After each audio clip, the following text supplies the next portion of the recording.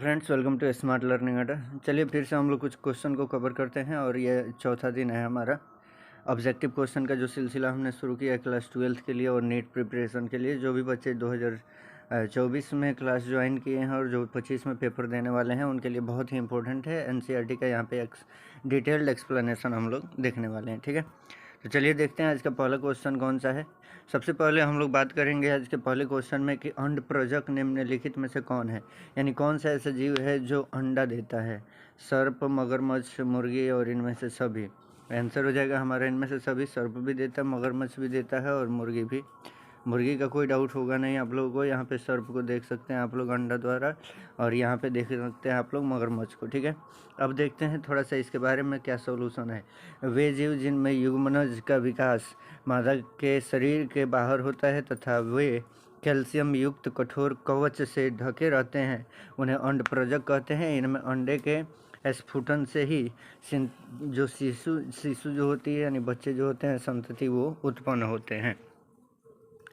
अगला क्वेश्चन है हमारा, निम्नलिखित में से कौन सत्य फल है। सत्य फल और सत्य फल पूछता है क्वेश्चन, याद रखना है। तो नारियल जो है ये सत्य फल है। कैसे पता करें कि कौन सत्य फल है कौन असत्य फल, तो ध्यान देंगे। सत्य फल के बारे में क्या बताता है, तो सत्य फल कहता है कि वह फल जो फूल के निषेचन और फूल के निषेचित अंडा से बनता है और अंडाणु बीज में परिवर्तित हो जाते हैं, सत्य फल कहलाते हैं। सत्य फल दो भागों अर्थात पेरिकार्प और बीज से बने होते हैं, जैसे आम, मक्का और अंगूर, ये सभी सत्य फल की श्रेणी में आते हैं। वहीं पे बात करें तो नारियल एक सत्य फल है और अन्य सभी असत्य फल हैं। निषेचन के बाद जो अंडाशय से फल विकसित होते हैं उन्हें हम लोग क्या कहते हैं, सत्य फल कहते हैं। दो हमारे पास परिभाषाएं हैं, जो मर्जी वो आप लोग लिख सकते हैं, दोनों लिख लीजिए। सत्य फल में आम आता है, कीवी आता है और प्लम आता है, तरबूज आता है, संतरा, अंगूर आदि इसमें आ जाते हैं। सत्य फल पढ़ते ही हमारे दिमाग में आता है कि असत्य फल क्या है, तो उसको भी हम लोग जान लेंगे बहुत ही जल्द। मुकुलन द्वारा जनन किस में होता है, तो ईस्ट में होता है मुकुलन द्वारा।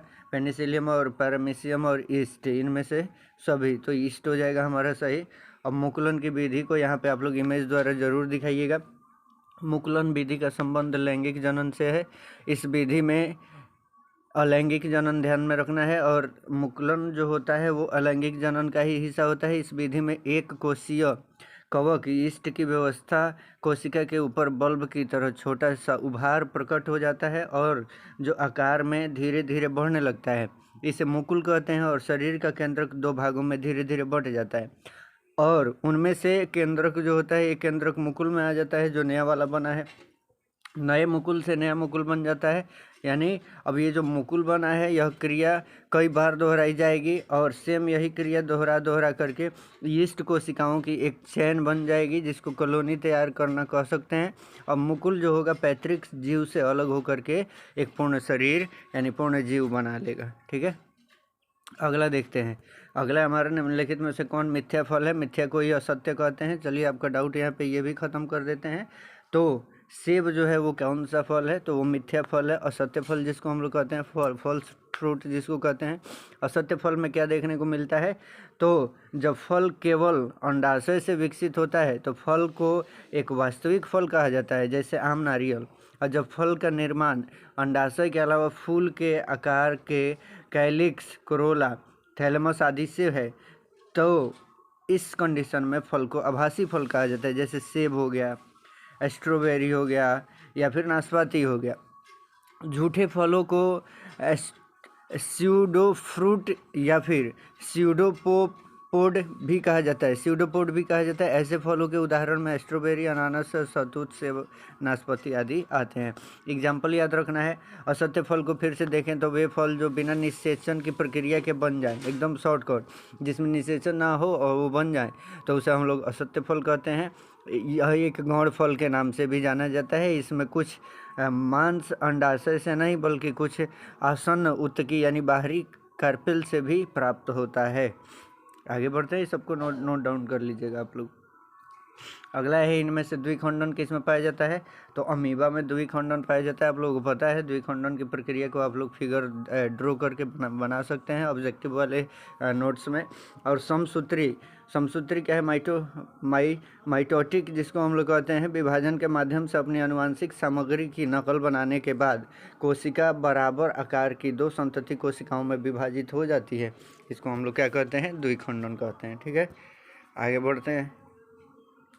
अगला हमारा जेम्यूल्स बनते हैं। जेम्यूल्स किस में बनते हैं? हाइड्रा में बनते हैं। जेम्यूल्स के बारे में थोड़ा सा डिटेल देखते हैं। तो ये बहुकोशिकीय जलीय जंतु हैं और साधारण यह चट्टान या किसी ठोस पदार्थ पर रहते हैं। इमेज आप लोग देख सकते हैं। ठीक है, इनकी आकृति अनियमित बेलनाकार, अंडाकार या शाखीय होती है। इनके शरीर में ऊतक नहीं बनते। इस संघ के जंतु का शरीर भित्ति जो होता है अनेक छिद्र उसमें पाया जाता है, जिन्हें हम लोग आस्टिया कहते हैं। शरीर के अग्र सिरे पर एक बड़ा छिद्र पाया जाता है जिसे ओस्कुलम भी कहते हैं। ये जो बड़ा बड़ा छिद्र आपको दिखाई दे रहा होगा, ये आते हैं संघ पोरीफेरा में। पोरीफेरा ग्रीक के 2 शब्दों से मिलकर के बना है, पोर्स और फेरा, जो टू बियर मतलब मिलकर के बनता है। इसका अर्थ है छिद्र धारक होते हैं ये। पोरीफेरा शब्द का प्रयोग सर्वप्रथम रॉबर्ट ग्रांट ने 1825 में किया था। इस संघ में आने वाले जंतुओं को साधारण स्पंज कहा जाता है। स्पंज के बारे में आप लोग पढ़े होंगे। और इस संघ के जंतुओं के प्रमुख लक्षण जो है वो निम्नलिखित हैं। क्या है? अब थोड़े देखते हैं कि इतना ज़्यादा डीपली ना जाते हुए यह स्पंज में पाए जाने वाला अंतरिक्ष संरचना है एक तरीके से कह दे तो। और स्पंज में एक अमेरुदंड पोरीफेरा संघ यानी छिद्र युक्त जीवधारी का समुद्री जीव है ये।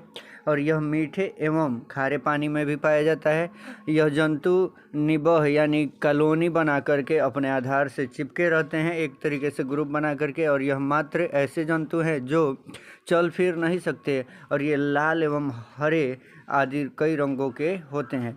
जेम्यूल स्पंज में पाई जाने वाली आंतरिक कलियां हैं और अलैंगिक प्रजनन में ये शामिल होती हैं। ऐसा करते हैं कि ये सारे पॉइंट आप लोग नोट डाउन कर लेंगे। हम मिलते हैं अगले वीडियो में, तब तक के लिए धन्यवाद।